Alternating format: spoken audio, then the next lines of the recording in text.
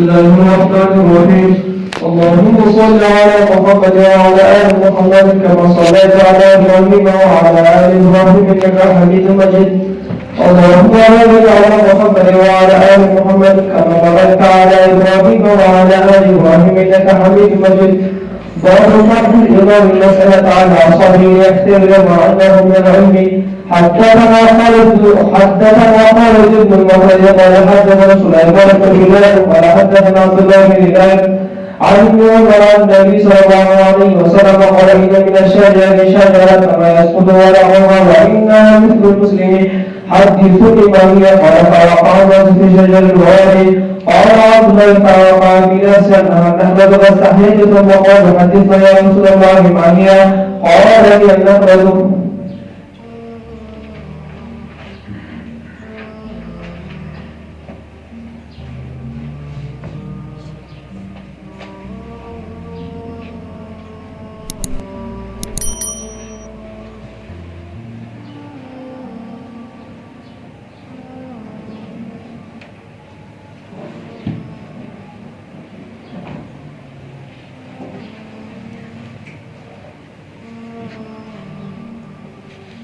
باب شرح امام المسألة.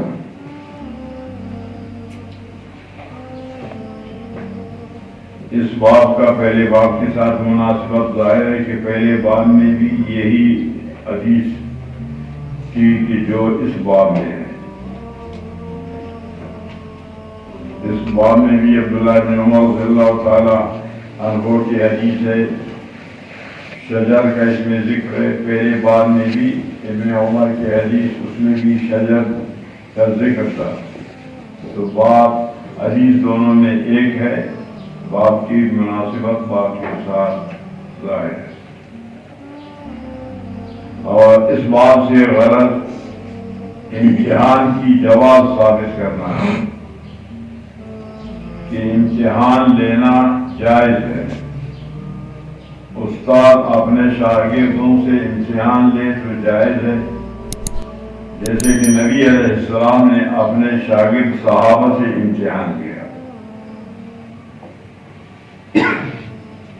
چلو آگے اس پر بات ہو گئی.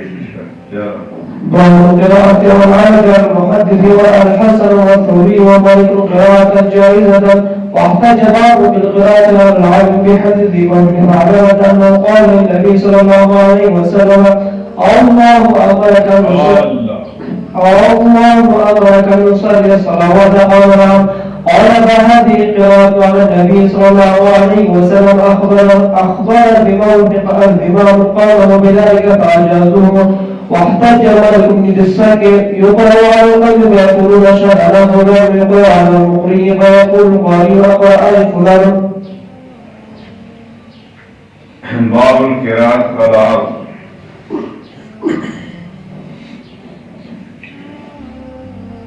اس باب سے امام بخاری رحمۃ اللہ علیہ کا غرض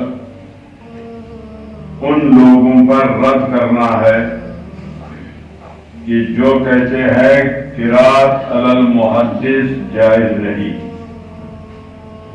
قراءت المحدث استاد پڑھے شاگرد سنے یہ تو جائز ہے. شاگرد پڑھے استاد سنے. بعض حضرات اس کو جائز نہیں مانتے. ان پر امام بخاری رد کرنا چاہتے ہیں کہ جائز ہے. دونوں صحیح ہے. استاد کا پڑھنا شاگرد کا سننا، شاگرد کا پڑھنا استاد کا سننا، دونوں طریقے سے. تو زمام بن ثعلبہ کے حدیث سے امام بخاری استدلال کرتے ہیں کہ زمام بن ثعلبہ نے کہا اللہ امرک، تو نبی علیہ السلام فرمایا نام تو یہ قراءت علی المحدث ہے.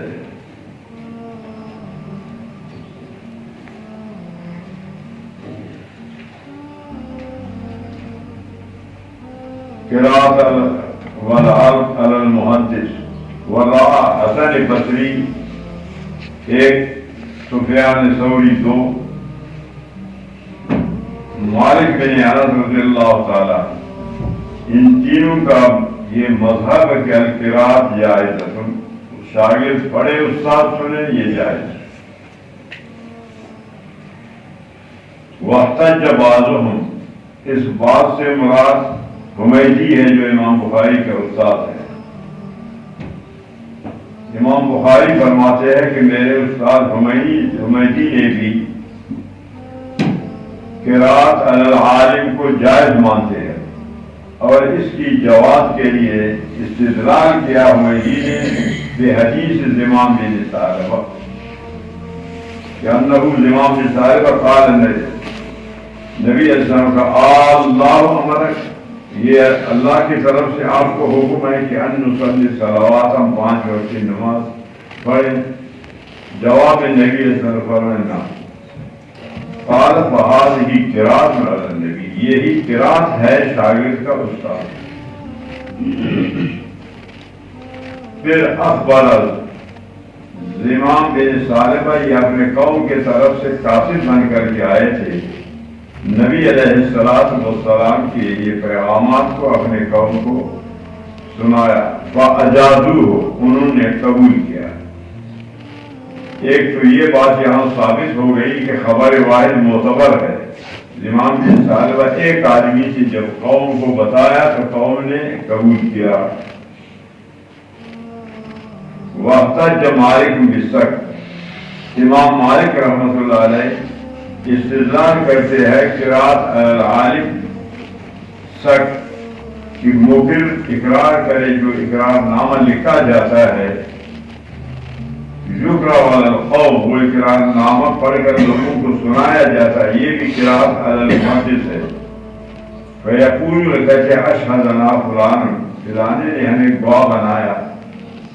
وَيُقْرَأُ عَلَى الْمُقْرِئِ، اور پڑھا جاتا ہے معلم کے سامنے۔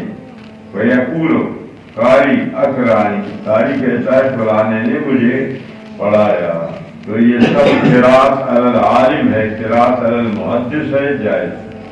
جاؤ حدثنا محمد بن سلام قال حدثنا محمد بن حسن الواسطي عن عمرو بن حسن قال لا بأس بالقراءة على العالم، وحدثنا عبيد الله بن موسى عن سفيان قال إذا قرأ المحدث فلا بأس أن يقول حدثني، وقال وسمعت أبا عاصم يقول عن مالك وسفيان القراءة على العالم وقراءته سواء. حدثنا عبد الله بن يوسف قال حدثنا عن سعيد وهو المقبوري عن شريك بن عبد الله بن ابي نمر انه سمع انس بن مالك يقول بينما نحن جلوس مع النبي صلى الله عليه وسلم في المسجد دخل الجمعة واليوم فعرفه في المسجد ثم عقله ثم قال له أيكم محمد، والنبي صلى الله عليه وسلم متكئ وقف عليه، فقلنا هذا الرجل الأبيض متكئ، فقال له الرجل يا ابن عبد المطلب، فقال له النبي صلى الله عليه وسلم قد أجبتك، فقال له الرجل سائلك ومشدد عليك بالمسد فتجد علي بنفسك، فقال اسأل عما بدا لك، فقال أسألك بربك وبمن قبلك، الله أرسلك الناس كلهم، فقال اللهم نعم، فقال أشهدك بالله الله أمرك تصلي الصلوات الخمس في اليوم والليلة، قال اللهم نعم، فقال أشهدك بالله الله أمرك فقال أشهدك بالله الله أمرك أن تصوم هذا الشهر من السنة، قال اللهم نعم، قال أشهدك بالله الله أمرك أن تأخذ هذه الصدقة من أغنيائنا فتقسموا على فقرائنا، فقال النبي صلى الله عليه وسلم اللهم نعم، فقال الرجل عرفت بما جئت به وأن الرسول من ورائي من قبل وأنه بما فعلنا تأخذ لسعد بن بدر. رواه موسى وعلي بن عبد الحميد عن سليمان عن ثابت عن انس عن النبي صلى الله عليه وسلم بهذا.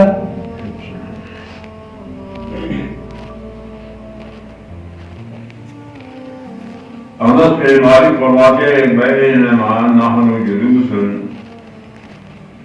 ہم نبی علیہ السلام کی مجلس میں بیٹھے ہوئے تھے، دخل رجل، ایک شخص علی جمل، اونٹ پر سوار آیا، فاناخہ فی المسجد، اونٹ کو مسجد کے اندر بٹھایا، ثم عقلہ، پھر زانو کو رسی سے باندھا، زانو بند رسی کو عقال کہتے ہیں، ثم قال لهم ایکم محمد،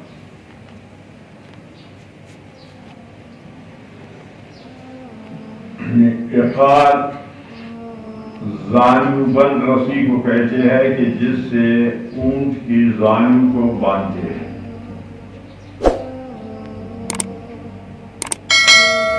دیت کو بھی عقال عقل کہتے ہیں۔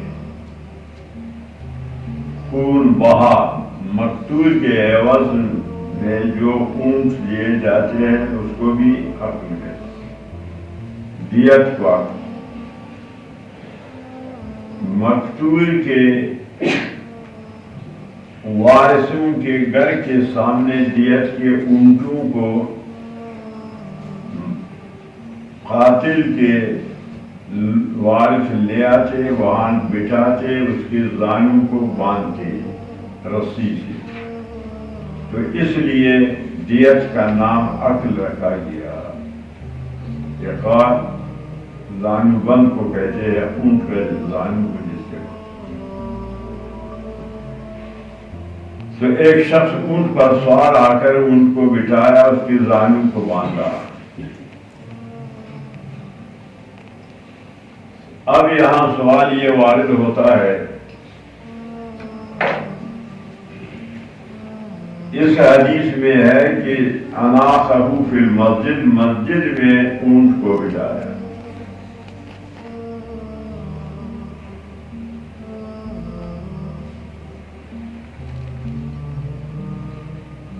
یہ روایت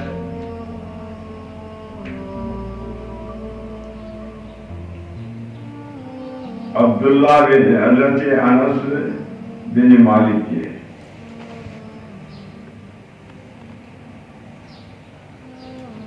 دوسری ایک روایت ہے ابو نعیم کا، دوسری روایت ہے ابو نعیم۔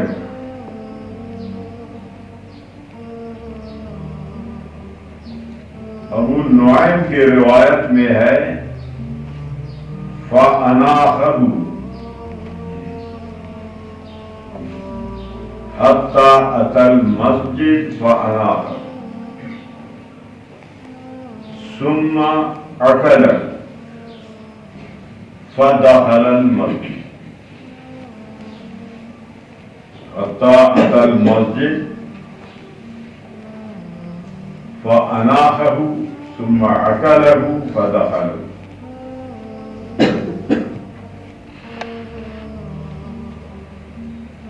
اونٹ کے زانو کو باندھا، ان کو بٹھایا، ثم عقلہ، اس کا زانو باندھا، فدخل، فاتحقیبیت، پھر مسجد میں داخل ہو گیا۔ تو معنی یہ ہے کہ اونٹ کو مسجد سے باہر بٹھایا، پھر مسجد میں۔ اس میں کیا ہے کہ مسجد کے اندر اونٹ کو بٹھایا۔ تیسری روایت ابن عباس رضی اللہ عنہما کی،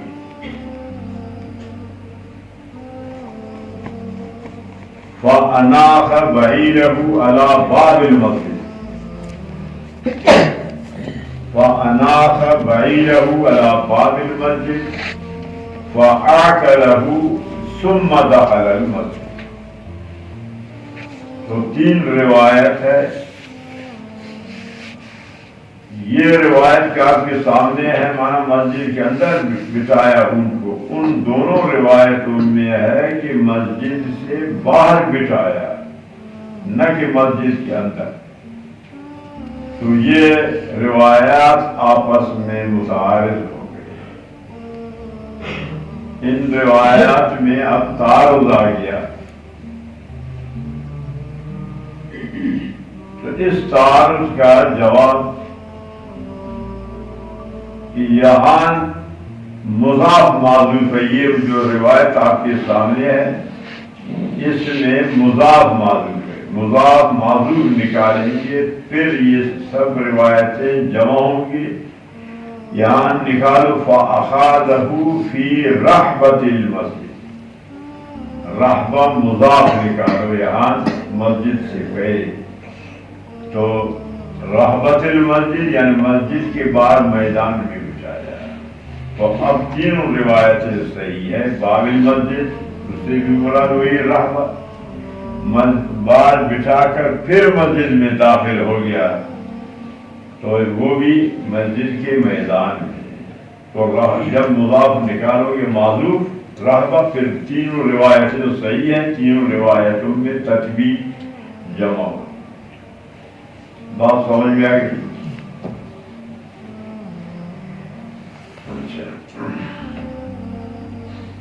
قال ایکم محمد،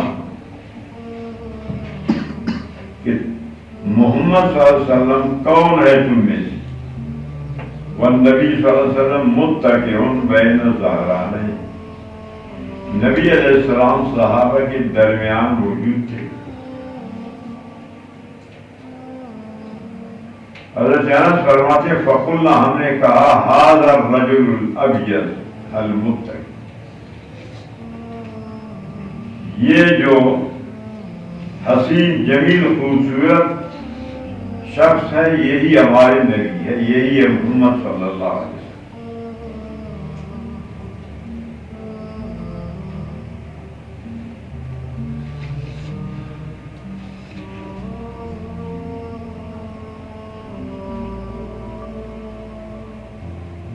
اب سوال یہ وارد ہوگا کہ یہاں رجل الابیض کا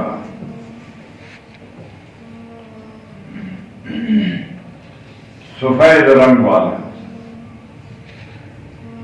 دوسری حدیث میں شمائل میں بھی آپ نے پڑھا ہوگا لیس بابیض ولا احمر، نبی علیہ السلام بالکل آپ کا رنگ سفید نہیں تھا، نہ سرخ گندم گور، تو یہاں وہاں ابیض کی نفی ہے، اس میں ابیض کی اثبات ہے، تو دونوں میں تعارض۔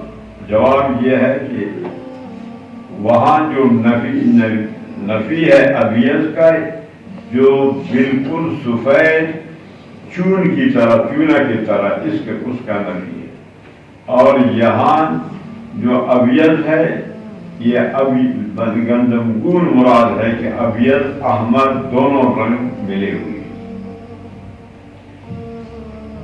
وہ روایت بھی صحیح ہے اور یہ روایت۔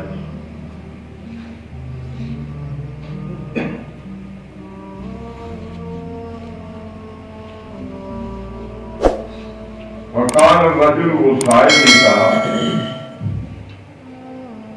یا ابن عبد المطلب، مطلب نہ شد طوا پر ہے، مطلب سمجھا نا، تو عام طور پر فرق نہیں کہتے عبد المطلب کہتے نہیں، مطلب طوا پر شد ہے، نام پر نہیں۔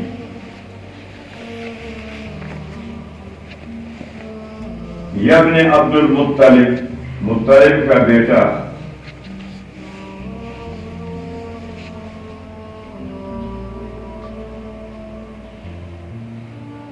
فقال له النبی صلی اللہ علیہ وسلم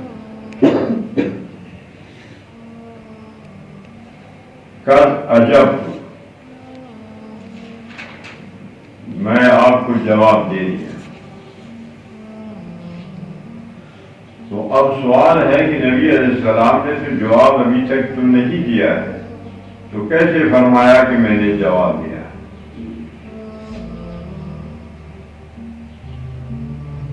ایک جواب یہ ہے کہ یہ سائل جو سوال کیا آداب کو مد نظر نہیں رکھا، خلاف ادب نبی علیہ السلام کے القاب ذکر نہیں کیا، محمد کہا، القاب سے ذکر کرنا چاہیے۔ پھر ابن عبد المطلب کہا، اس وجہ سے نبی علیہ السلام کو ان کا سوال اچھا نہیں لگا، اس لیے فرمایا عجب، کہ اس نے جو سوال کیا ہے اس سوال میں سوء ادب ہے، بے ادبی ہے. اور دوسرا جواب یہ ہے کہ عجب تو کا بمانا سمیت ہوگا، کہ آپ کا سوال کو نبی صلی اللہ علیہ وسلم نے فرمایا کہ میں نے سن لیا، جو تم نے سوال کیا ہے وہ میں سن لیا.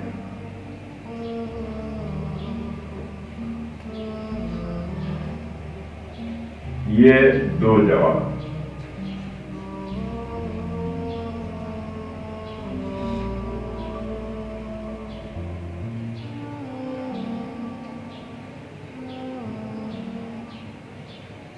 اب سوال یہ ہے کہ یا محمد کہنا تو نبی علیہ السلام کو نام سے ذکر کرنا یہ تو امت کے لیے بالکل حرام ہے. قرآن کریم میں وَلَا تَجْهَرُوا لَهُ بِالْقَوْلِ كَجَهْرِ بَعْضِكُمْ بَعْضًا أَن تَحْبَطَ أَعْمَالُكُمْ. تم جس طرح ایک دوسرے کا نام لے کر پکارتے ہو اس طرح نبی کو نام لے کر کے پکارنا جائز نہیں. غلط ہے، نبی ہے، کیونکہ اس میں بے ادبی ہے. تم اپنے باپ کا نام لے کر کے پکارو، اس کو نام تو ہے اس کا، لیکن لوگ کہیں گے یہ بڑا بے ادب بیٹا ہے، بدتمیز ہے، باپ کا احترام نہیں کرتا، نام لیتا ہے. یا تم کسی مولوی صاحب کا نام لے کر کے پکارو تو وہ سرخ و سفید ہو کر غصہ ہوگا، حالانکہ نام تو اس کا ہے لیکن وہ اس کو بے ادبی سوئی ادب سمجھے گا. سمجھ رہے یار؟ تم کہو گے مولوی صاحب، استاد صاحب تو خوش ہوگا، آداب ہے. آپ اگر اپنا استاد کا نہ ہو فلانا، سمجھا، تو وہ پھر تمہارا شکل کو دیکھنا نہیں چاہتا کہ یہ میں اس کو پڑھاتا ہوں یہ کتنا بے ادب ہے. سمجھ رہے یار؟ مرقات شرح مشکات میں لکھا ہے یحرم نداؤہ باسمہ یا محمد او بکنیتہ یا ابا القاسم. نبی علیہ السلام کا نام لے کر یا محمد کہنا فرمایا حرام ہے، حرام ہے امت کی. تو یہ اپنے کو عاشق رسول کہتے ہیں لیکن بیچارہ بے علم ہے. یہ نبی علیہ السلام کا نام دیواروں پر مسجد میں لکھتے یا محمد کو سمجھتے ہیں کہ یہ احترام ہے، یہ نہیں سمجھتے کہ یہ کتنا ممانعت ہے.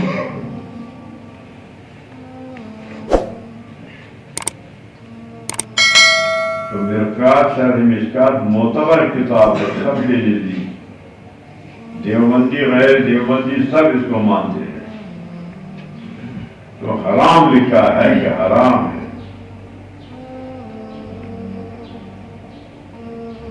تو سوال یہ ہے کہ اس نے محمد کہا، یہ تو جائز نہیں. اس کا جواب یہ ہے کہ یہ شخص یا مسلمان نہیں تھے اس لیے یہ نہیں جانتے تھے کہ محمد کہنا ممنوع ہے. اگر مسلمان تھے تو پھر یہ نیا مسلمان تھا، آداب سے یہ واقف نہیں تھا، آداب کو نہیں جانتے تھے اس لیے. تو آپ تمام احادیث میں غور کر کے دیکھیں، نبی علیہ السلام کا نام لے کر پکارنے والے یہودی و نصارہ کافر لوگ ہیں، یا وہ کہ نو مسلم کبھی نیا مسلمان ہو گیا ابھی تک اس کو آداب کا علم نہ ہو، وگرنہ صحابہ یا محمد کہہ کر نہیں پکارتے تھے الفاظ سے یا رسول اللہ یا نبی ہے. سمجھ رہے ہو یا نہیں؟ بات کو سمجھا گا.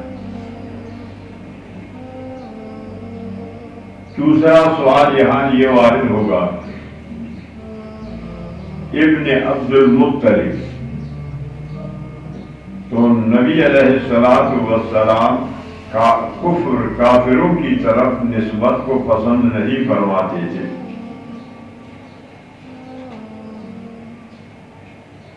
تو پھر کیسے نبی علیہ الصلوۃ والسلام نے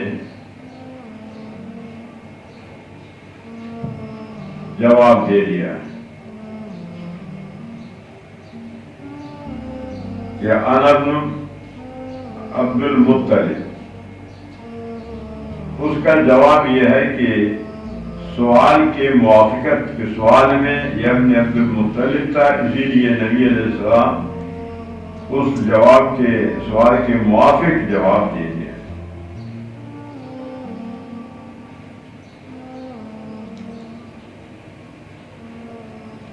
مشاکلتاً دوسرا یہاں ایک اور سوال وارد ہوگا کہ غزوہ حنین میں نبی علیہ السلام نے فرمایا انا ابن عبد المطلب، انا نبی لا کذب، انا ابن عبد المطلب، تو کیسے آپ نے نسبت کیا وہاں عبد المطلب کے ساتھ؟ اس کا جواب یہ ہے کہ عبد المطلب نے خواب میں دیکھا نبی علیہ السلام، تو آپ کا وہ خواب نبی علیہ السلام کی نبوت کی دلیل تھی، اس خواب کی نسبت سے آپ نے مطلب کی طرف منسوخ کیا کہ آپ کا خواب نبی علیہ السلام کی نبوت کی دلیل۔ فقال له الرجل، سائل نے کہا انی سائل، میں آپ سے سوال کروں،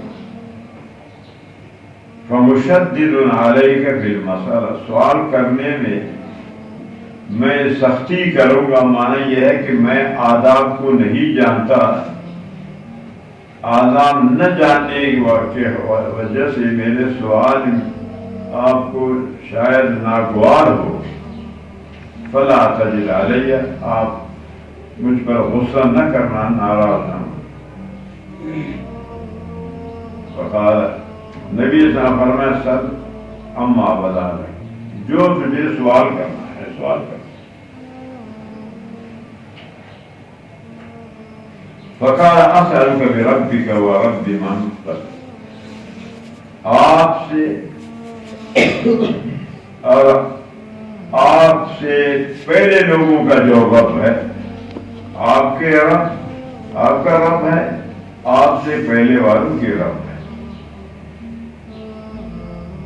اللہ امرک، اللہ تعالیٰ نے ارسلک، آپ کو نبی بنا کر بھیجا ہے، الی الناس کلہم، تو فقال نبی صلی اللہ علیہ وسلم اللہم نعم، اللہ امرک، یہ شاگرد ہے، پڑھ لیا، اللہم نعم، نبی علیہ السلام نے جواب دیا تلبی۔ فقال انشدک باللہ، اللہ امرک ان تصلی، 5 وقت کے نمازوں کا اللہ نے حکم دیا فی الیوم واللیل، قال اللہم، وقال انشدک باللہ، اللہ امرک ان تصوم هذا الشهر من السنہ، یہ سال میں 12 مہینے میں سے ایک مہینہ روزے کا، قال اللہ، قال انشدک باللہ، اللہ امرک ان تأخذ هذه الصدقہ، یہ اللہ کا حکم ہے کہ آپ غنی سے زکوٰۃ لے کر فتقسمها علی فقراء، پھر اس کو فقیروں پر تقسیم کریں، غنی سے لے کے تقسیم زکوٰۃ کا وصولی۔ قال نبی صلی اللہ، فقال الرجل، سائل نے کہا آمنت بما جئت به، جو آپ نے وحی لا کر آئے ہیں میرا اس پر ایمان ہے، وَأَنَا رَسُولُ مِن وَرَائِي، میں اپنے قوم کا قاصد ہوں، انا زمام بن سالم، میرا نام زمام ہے، اخو بنی سعد، بنی سعد قبیلہ کا میں آدمی.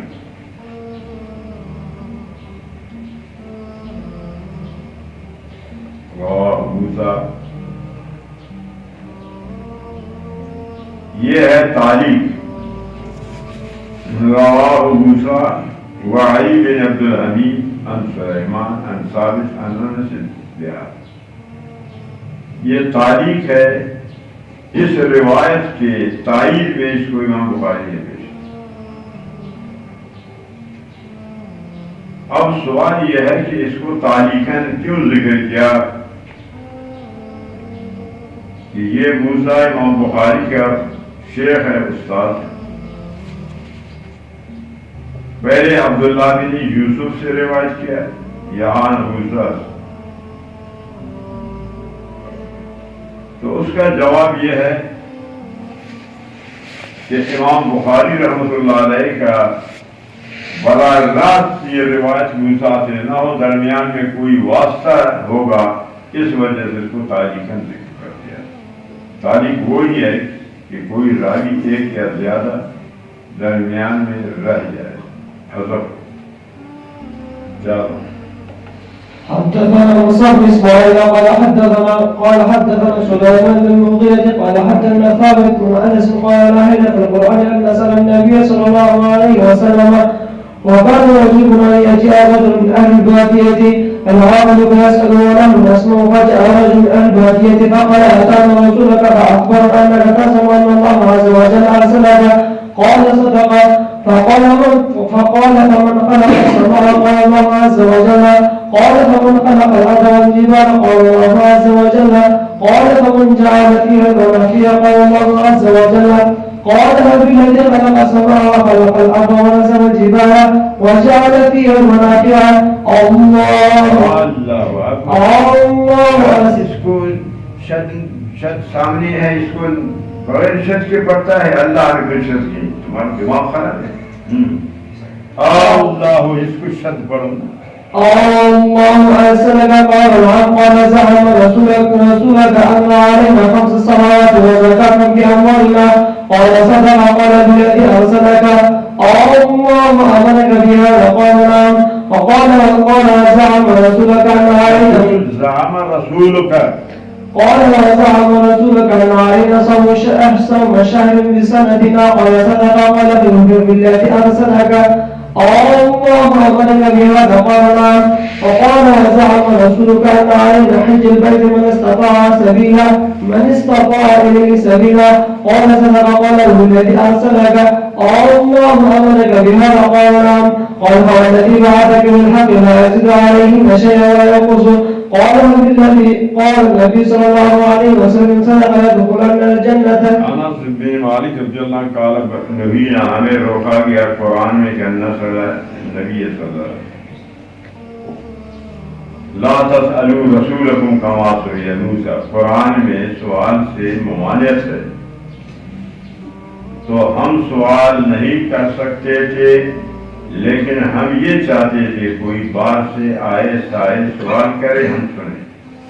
وَقَانَ يُعْجِبُنَا أَن يَجِيَ. ہمیں پسند تھا کہ کوئی اہل بادیہ دیہات کا کوئی شخص آ جائے، عاقل سمجھدار، فَيَسْأَلُهُ سوال کرے، وَنَحْنُ نَسْمَعُ. یہ ہم لوگوں فَجَاءَ رَجُلٌ مِّنْ أَهْلِ الْبَادِيَةِ.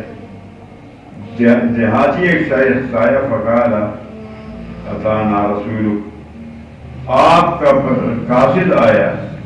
فاخبرنا، آپ کا قاصد ہمیں بتایا کہ انکا آپ نبی تزعم دعویٰ کر رہے کہ ان اللہ عز وجل، اللہ تعالیٰ آپ کو رسول بنایا ہے. واقعی صحیح ہے. تو نبی صلی اللہ علیہ وسلم جواب میں فرمایا صدق، جو میرا قاصد کہا صحیح کہا، میں اللہ کا رسول. فقال من خلق السماء، آسمان کو کس نے پیدا کیا؟ اللہ عز. قال فمن خلق الزمین کو، پہاڑوں کو؟ قال اللہ.